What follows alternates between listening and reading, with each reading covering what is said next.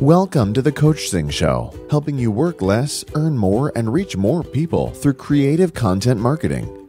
Join the Coach Zingers community, where the world's best coaches, therapists, authors, and speakers come together to discover the latest trends, forge powerful joint ventures, and grow their business together.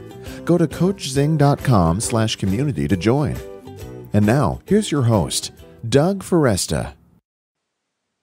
Hello and welcome back to the Coachzing Show. This is your host, Doug Foresta. This is a show we help you, coaches, therapists, and authors to work less, earn more, and help more people through creative content marketing. And my guest today back is George Kao, and I couldn't be more excited to have George back. And this is part of our series where bringing guests back for a deeper dive into content marketing. And I was just chatting with George for a few minutes before we started.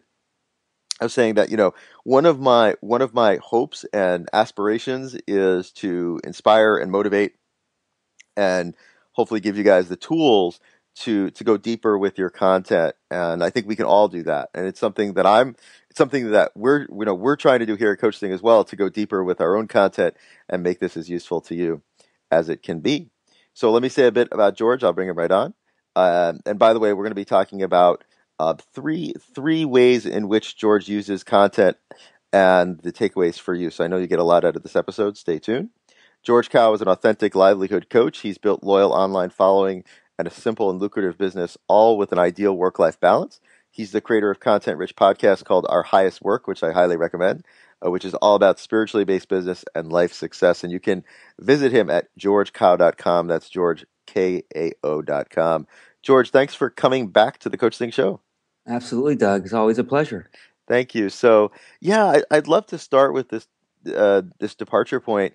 Again, we were chatting for a bit before we started, and you were saying that you have three purposes that you use content for, and I was wondering if you could share that with our listeners.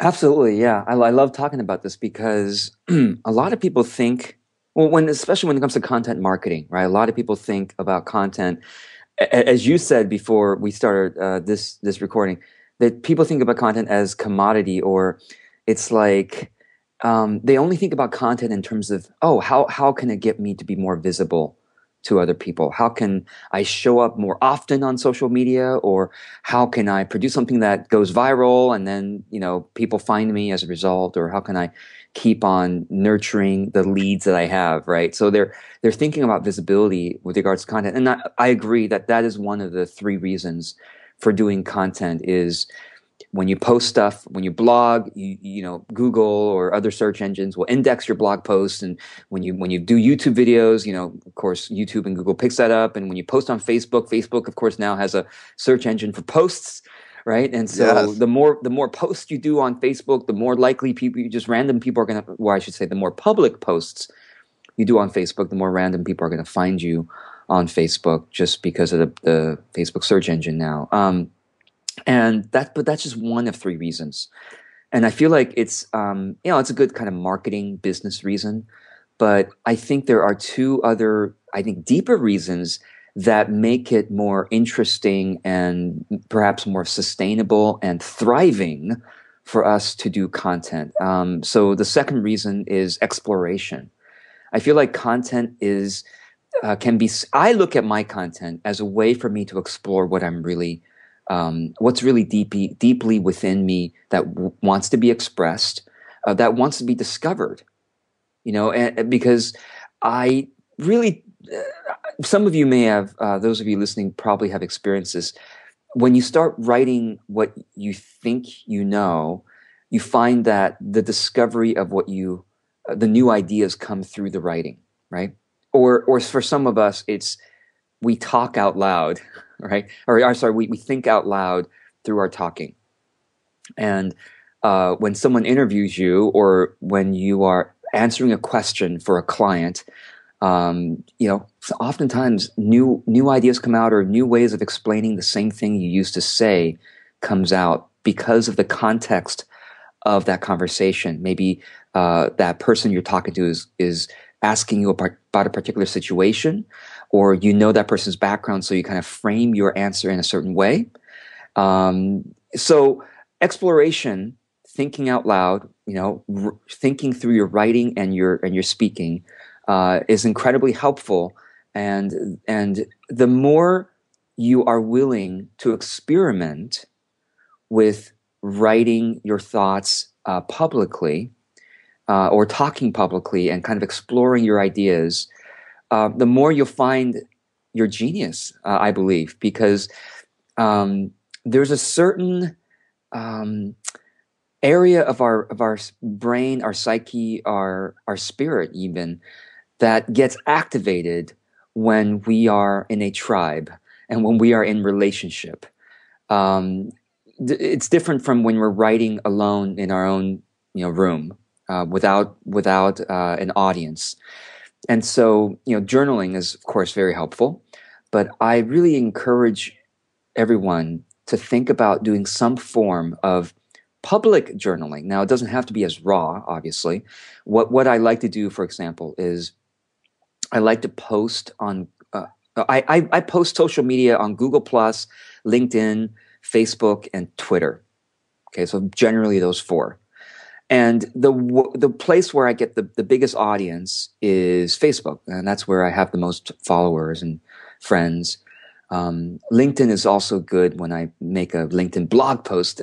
Those of you who use LinkedIn should know by now that recently, in the last, I think, year, actually in the last couple of years now, LinkedIn has allowed everyone to blog there. And it's a great place to blog, LinkedIn. But anyway, so what I do is I put my content first. I think out loud first on Google+. And then the next day, or maybe a day or two afterwards, I'll then copy what I wrote on Google Plus and post it on Facebook. And this time I'll edit it a little bit because what I posted on Google Plus was more raw, more exploration, right?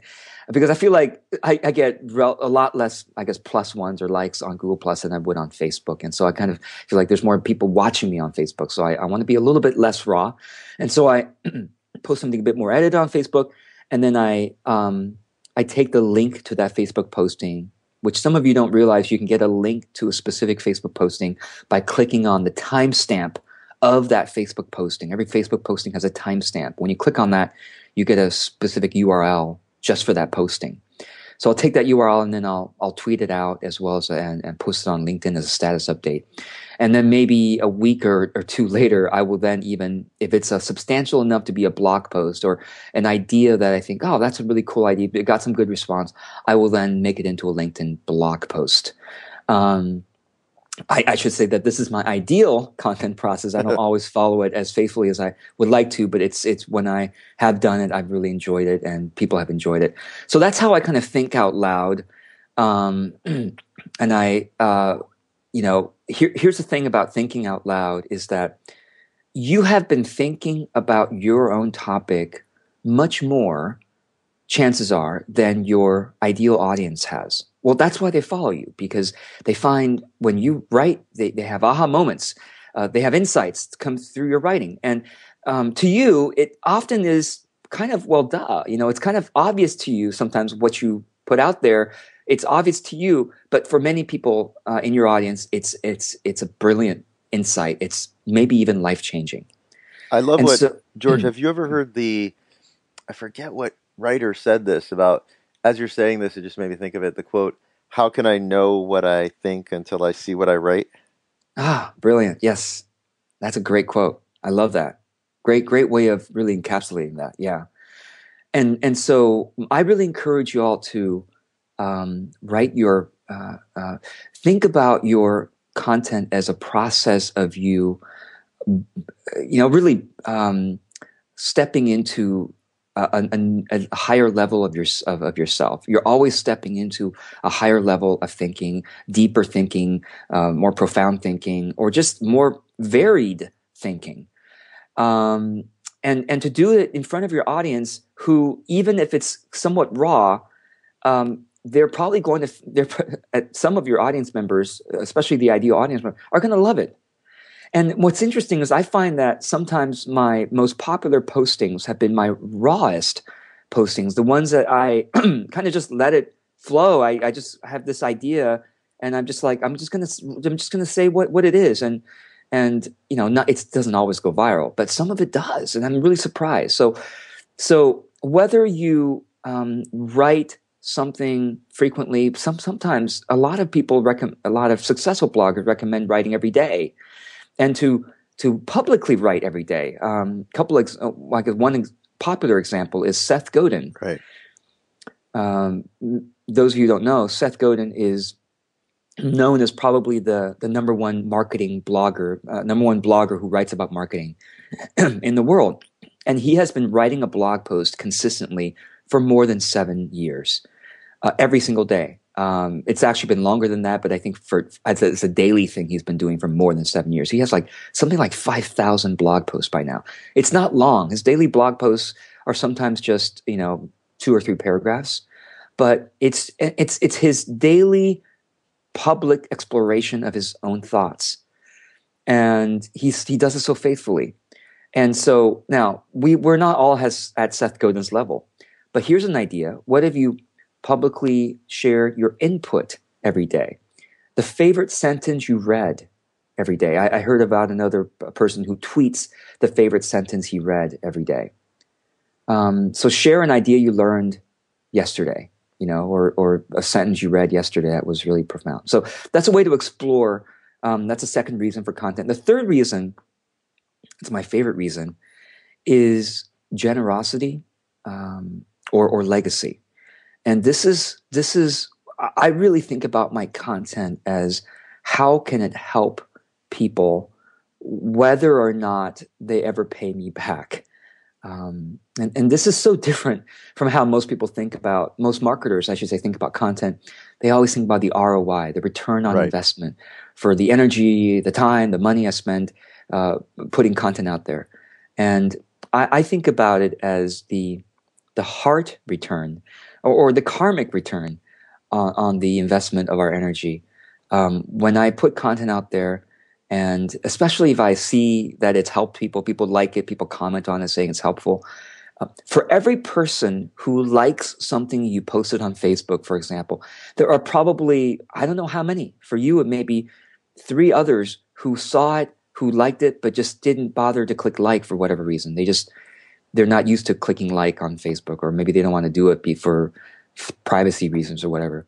Maybe for you, it's 10, or maybe it's 20 or 25 people who really liked it without even clicking like for every person. It's kind of like for every person who votes, how many more people agree with that issue but didn't vote? Or every person who writes to their congressperson about an issue, how many hundreds of people, right, agree with that issue but didn't write? And so think about that as whenever you see a like or comment, how many more people were touched who, for whatever reason, couldn't or didn't and also comment or didn't also share it, didn't also like it. And so think about all the lives you are touching when you share content. And even if nobody liked it or commented, chances are if you regularly do get even 1 or 2 likes on every other posting or every third posting, chances are there are people who count on your content to brighten up their day, to move them to a deeper level of their self, their business, their health, whatever it is you write about. And here's very, very important. So that's I could say that's the legacy piece, also the generosity piece, but it's also really good for your heart.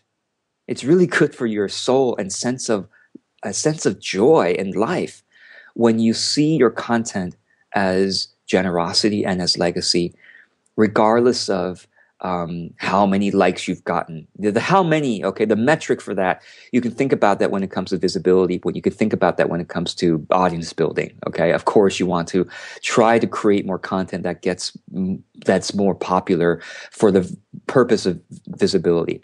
But when it comes to content for generosity, think about how you can be as helpful and also as entertaining. It's very simple 2 metrics. Let me add a third metric: helpful, entertaining, and also digestible. Someone like me, maybe you as well, all of us who love helping people, we have the tendency to want to give so much that we can tend to overwhelm. Right.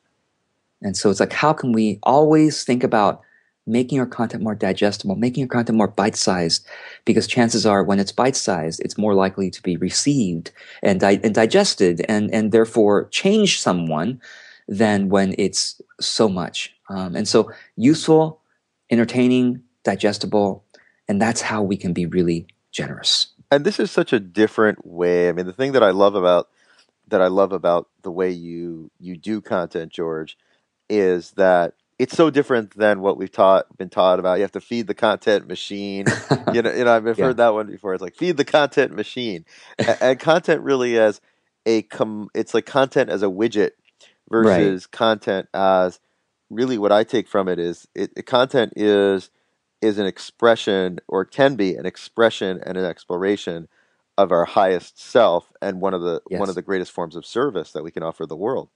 Oh, I love that you brought that word service in here, because truly is, because a lot of, we're not out there, serving in soup kitchens every day.